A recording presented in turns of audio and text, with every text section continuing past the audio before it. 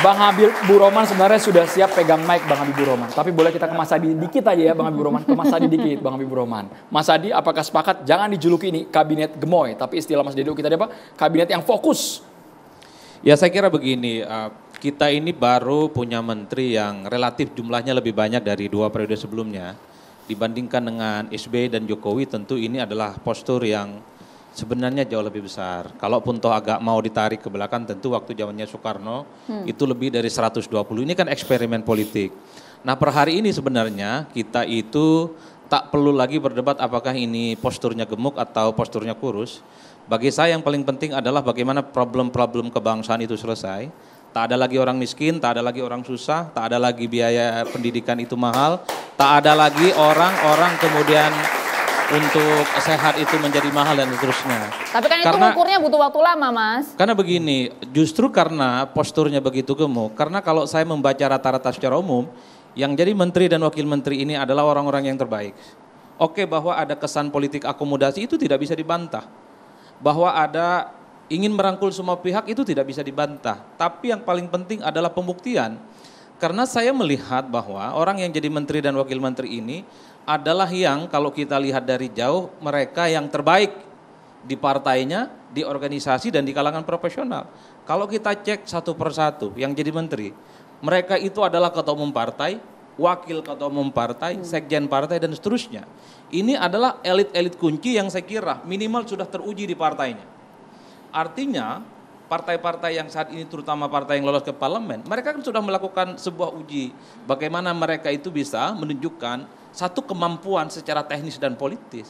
Begitupun misalnya kalau kita cek dari kalangan ormas, itu adalah 2 ormas besar, sekjen orang nomor 2 itu jadi menteri. Prof. Abdul Muhdi, kemudian Gus Ipul, saya kira orang-orang penting. Mic-nya lebih dekat boleh Mas? Begitupun dengan kalangan-kalangan profesional.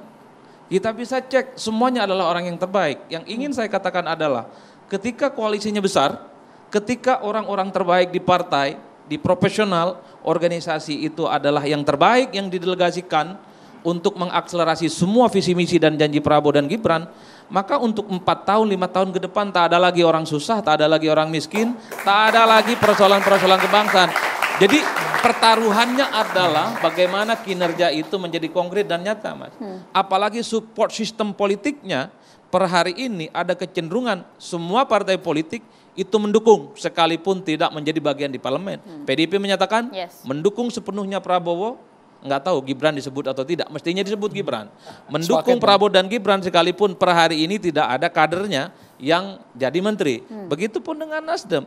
Saya kira sebagai sebuah support politik ke depan, semua kebijakan politik Prabowo dan Gibran tidak akan ada resistensi, tidak akan ada penolakan, tidak akan ada orang yang kemudian protes. Oleh karena itu di tengah begitu banyak instrumen dan kekuatan politik berkumpul, diakumulasi oleh Prabowo, maka saatnya lah ke depan. Tak ada lagi cerita bahwa persoalan-persoalan yang kemudian belakangan ini sering kita dengar, itu tidak ada lagi terjadi di kita. Harapan terbesar kita minimal yang belum pernah dilakukan oleh 2 presiden sebelumnya adalah kemandirian pangan. Penting, Mas. Ini tentu untuk mensuplai bagaimana makan bergizi gratis itu bisa tuntas dan setuntas-tuntasnya. Kalau makan gizi gratis ini bisa berjalan dengan efektif, bisa bekerja dengan cepat. Saya termasuk yang meyakini akan terjadi siklus ekonomi yang bergerak di tingkat lokal.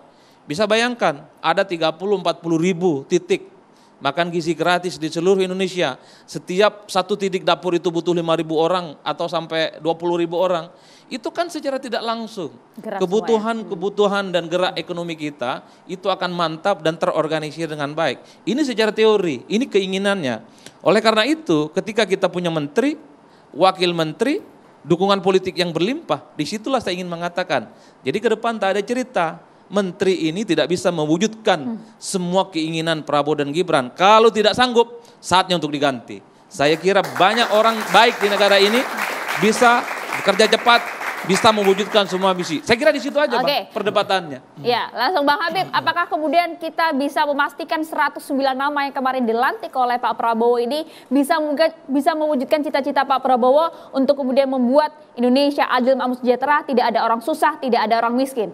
Itu gampang dijawab, tapi yang penting perlu saya sampaikan dulu ya adalah bahwa apa yang dilakukan Pak Prabowo dengan pemfokusan ini merupakan penyerapan dan implementasi dari yang namanya aspirasi publik. Kami ya, saya 5 tahun di DPR, apa yang disampaikan dan diwujudkan sekarang, apa yang dievaluasi di dalam 5 tahun tersebut, misalnya terkait kementerian yang terlalu gemuk. Justru sebelum ini kementerian-kementerian terlalu gemuk. Kemenkumham, Kementerian Hukum dan HAM, orang tuh lupa HAM-nya.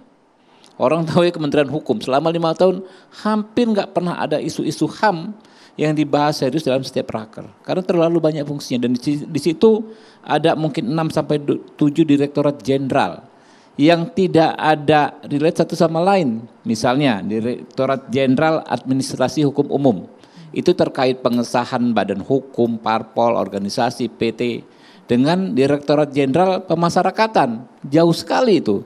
Direktorat Jenderal Peraturan Perundang-undangan dengan Direktorat Jenderal Imigrasi. Itu jauh sekali lagi. Apalagi Direktorat Jenderal HAM di ujung sana. Bahkan disebut pun jarang dalam setiap raker. Begitu juga Kementerian PUPR dan lain sebagainya. Karakteristik persoalannya kurang lebih sama. Itu menjadi perbincangan, menjadi keluhan, menjadi evaluasi dalam setiap raker-raker di DPR, ya. Nah, karenanya ketika ya keluhan tersebut diakomodir, ya, ini bukan datang dari langit. Tadi ada juga di acara yang lain mengatakan partisipasi publiknya gimana? Lah, ini hasil dari penyerapan partisipasi publik selama 5 tahun lebih, ya kan? Nah, kalau kita bicara orang per orang, ya sudah sangat paham kita bahwa itu adalah orang-orang yang matang di masing-masing bidang, orang yang punya pengalaman di bidang pengawasan. Kita sebut nama, misalnya Pak Yandri, ya, beliau sangat paham tupoksinya di komisi di DPR selama ini, karena kita kan di bidang pengawasan, kita tahu sekali sektor-sektor mana yang perlu diperbaiki. Begitu juga siapa lagi, Christina Aryani, kemudian siapa, Roro. Ya kan ya, itu orang-orang yang ngerti sekali karena di bidang pengawasan mereka sangat kritis dalam membedah persoalan mitra-mitranya di DPR. Giring Ganesa, Bang. Giring Ganesa. Ya kan dia paham sekali gitu loh persoalan-persoalan di bidang yang diberikan tugas kepada dia. Sehingga ya saya hakul yakin orang-orang tersebut bukan sekedar pasang nama, ya kan ya, tapi orang yang punya kapasitas untuk mengemban tugas yang diberikan oleh Pak Prabowo. Jadi bukan semata akomodatif di awal saja, kita lihat cek ombak yang gini, kerjanya benar lanjut. Brother, kita ini cara berpikirnya harus kita tinggalkan cara berpikir yang terkotak-kotak. Ya kan ya, mengakomodir kita stigma sebagai cara berpikir yang jelek. Kita pertentangkan dengan cara berpikir kita ingin membangun kabinet yang kuat. Enggak begitu cara kita berbangsa dan bernegara. Ya. Dua-duanya bisa kita lakukan dengan tone yang positif. Mengakomodir itu bukan tone negatif kalau bagi kita bangsa Timur. Kita selalu mengakomodir dengan sesama anak bangsa, ya kan ya, merangkul dengan sesama anak bangsa. Itu bukan sesuatu yang negatif, tetapi dengan semangat profesionalisme, dengan semangat orang-orang yang ditempatkan itu adalah orang-orang yang berkualitas. Jadi kalau kita selalu mempertentangkan, ya, ini tidak boleh dan ini dianggap mengakomodir. Padahal tokoh-tokohnya yang orang-orangnya yang kita rekrut, yang kita tempatkan adalah orang-orang yang profesional, nggak akan jalan, ya. Nggak akan jalan kerja-kerja kita sebagai anak bangsa. Tapi kalau abang lihat secara personal karakter dari Presiden Prabowo Subianto, kalau ada yang memang kerjanya nggak becus, nggak sesuai dengan target, akan langsung tegas. Jadi gini. Kita juga jangan membangun ketakutan-ketakutan seperti itu. Bukan ketakutan sih Bang. Kita saling nakut-nakuti, saling ancam-mengancam. Yang seperti itu siapapun presidennya pasti tahu kok. Okay. Apakah Pak Prabowo, apakah presiden-presiden sebelumnya. Kalau tidak perform kan tanggung jawab tertinggi ada di beliau. Presiden, ya. Hak beliau, hak prerogatif. Itu aturan konstitusi. Jadi nggak perlu kita takut-takuti menteri kalau kerja nggak becus, sekian hari kamu pasti dipecat. Nggak perlu, dia udah tahu sendiri. Sudah tahu sendiri, ini bukan anak kecil lagi Pak. Ini tokoh-tokoh ya yang punya karakteristik dan lain sebagainya ya. Sudah paham tupoksinya, sudah paham resiko kerjanya. Gitu loh. Oke Prof, itu sepakatkah Anda Prof bahwa yang ditempatkan saat ini memang sudahlah orang-orang yang profesional di bidangnya dan ini bukan politik akomodatif? Iya, jadi begini, ini termasuk mahasiswa yang hadir di sini ya. Jadi kalau di kampus itu kan dulu ada namanya LKMM, Latihan Keterampilan Manajemen Mahasiswa. Nah, ini penting ini, harus ikut saudara. Masih ada Pak ya? Masih ada.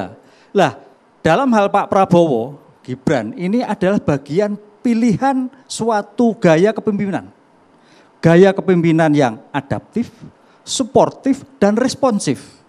Sebab Pak Prabowo ini memang lama di militer, tapi juga punya politik. Perpaduan inilah yang saya kira menjadikan suatu politik sekarang kabinet dalam arti penting tafsir gemuk boleh. Tafsir yang lain spesifik, fokus bisa. Tergantung pilihan yang mana. Kalau menurut saya itu adalah pilihan fokus dari suatu kementerian. Karena apa? Contoh bidang hukum. Bidang hukum sekarang sudah dipisah. Hukum, kemudian imigrasi, kemudian terkait dengan HAM kaitannya dengan LP. Ini suatu yang sejak dulu masalah hukum itu juga problem menghendaki tuntutan zaman. Contoh sekarang misalkan, kapan undang-undang perampasan aset hadir? Kapan undang-undang pembuktian terbalik hadir? Ini harus difasilitasi. LP demikian juga. Sejak dulu namanya LP itu adalah over capacity. Salahnya di mana? Apakah karena kita salahnya itu terus memidana orang? Apakah tidak ada alternatif? Sekarang sudah ada alternatif restoratif justice. Ini saya kira suatu terobosan-terobosan baru, jadi jangan sampai negara itu menjadi beban. 300% loh Mas. Jadi kalau orang Jawa kayak gesek, rempeyek itu, tidur sambil berdiri. Kan ngeri sekali. Lah, ini solusi, ini sudah tidak berkemanusiaan. Oleh karena itu menteri yang sekarang ini kalau nggak Pak Yusril, kemudian Wamennya harus bisa membuat suatu analisis terobosan baru. Apakah ada alternatif lain? Kalau enggak, jalan di tempat. Ini suatu kondisi yang terus-menerus dari presiden ke presiden tidak ada suatu penyelesaian. Kemarin ada langkah tentang pembinaan di luar, bagus. Walaupun sekarang sudah ada LP terbuka. LP terbuka itu tidak usah dijalani tapi di luar. Kemudian sekarang ada percepatan, misalkan sekarang 70% itu kalau di LP itu kan narkotik. Bagaimana penyelesaian yang ada? Yang menarik, kalau saya kabinet sekarang sebagai orang hukum adalah ketegasan presiden tegas, penindakan dan keras. Ini yang belum muncul. Karena kalau kita lihat tren korupsi sekarang itu masih begitu-begitu. Keras ini dalam arti seperti apa Prof ya? Keras maksudnya Keras apa, ini memang suatu pilihan. Tujuan hukum itu bisa retributif, bisa rehabilitatif. Sekarang pertanyaan kapan yang retributif pembalasan? Ya dibalas. Misalkan kasus korupsi. Sekarang kan stagnan. Bahkan kita drop angkanya. Lah ini harus keras. Tegas dan keras. Lah tampaknya kok semakin turun. Dari situasi ini seperti yang tidak menguntungkan sehingga seolah-olah kalah negara dalam menangani masalah korupsi. Apakah ini karena penegak hukumnya, apakah karena aturannya, ataukah karena budayanya? Ini saya kira yang harus dipecahkan. Sehingga ke depan itu aspek hukum menjadikan tolak ukur dalam penindakan-penindakan profesi kliennya. Baik. Mas Adi tadi sangat optimis, Mas Adi Praitno, sangat optimis bahwa kalau memang targetnya tercapai, perform patut kita apresiasi. Tapi kalau sebaliknya Mas, karena banyak juga pernyataan dari menteri tadi yang ketika diwawancara wartawan, kantornya masih belum tahu kemana. SDM-nya nanti diserap dari mana juga masih tanda tanya sampai sekarang. Ya saya kira memang persoalan restrukturisasi karena ada sejumlah kementerian yang kemudian dipecah dan ada penambahan sejumlah menteri terkait dengan program-program strategis tentu membutuhkan waktu yang tidak gampang untuk melakukan sinkronisasi. Seperti misalnya soal Kementerian Ketahanan Pangan tentu akan begitu banyak kementerian-kementerian sebelumnya yang disedot, mungkin dari perdagangan, mungkin dari ekonomi dan semacamnya. Nah secara prinsip sebenarnya ini pesta sudah selesai. Pelantikan presiden dan wakil presiden sudah selesai. Menteri dan wakil menteri sudah selesai dilantik. Kepala badan sudah dilantik.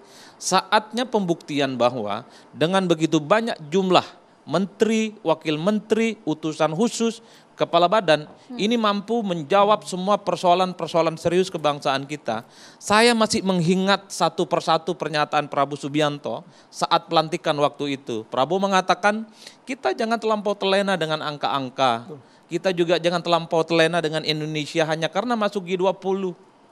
Jangan terlampau terlena dengan hal-hal yang sifatnya Indonesia disebut sebagai ekonomi 16 dunia terbaik dan seterusnya dan seterusnya.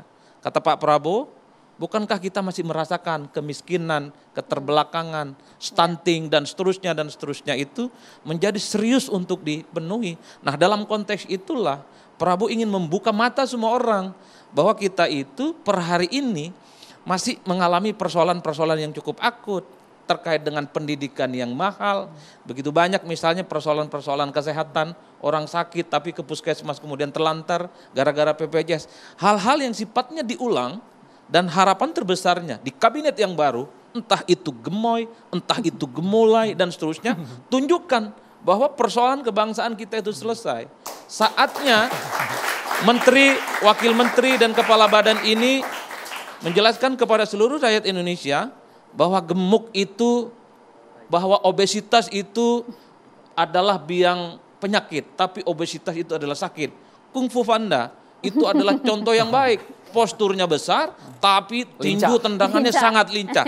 Itulah kabinet yang harus kita tunjukkan ke depan. Sebesar apapun posturnya yang ada, semua kekuatan politik yang ada, tanpa pembuktian-pembuktian yang nyata, pastinya akan mendapatkan kritik dan resistensi masyarakat. Saya termasuk yang berharap, Bang. Anda optimis sekali ya? Saya termasuk yang hakul yakin. Ini sedang pesta, jadi kita nggak boleh merusak pesta. Ini sedang pesta. Jadi ke depan kita tinggal lihat 2 bulan, 3 bulan setelah restrukturisasi itu sudah muncul, kantor ada, kabinetnya ada, kementeriannya ada, semua sudah tune in, semua kemistrinya terbangun. Dari situ kita akan menyaksikan sebenarnya menteri siapa yang bisa bekerja ataupun tidak bekerja. Menarik. Bung Slamet, apakah kemudian Anda juga termasuk salah satu yang sepakat bahwa nanti orang-orang yang kemudian berada di kabinet merah putih ini akan selincah Kung Fu Panda? Dijamin nanti, usai jeda saat lagi.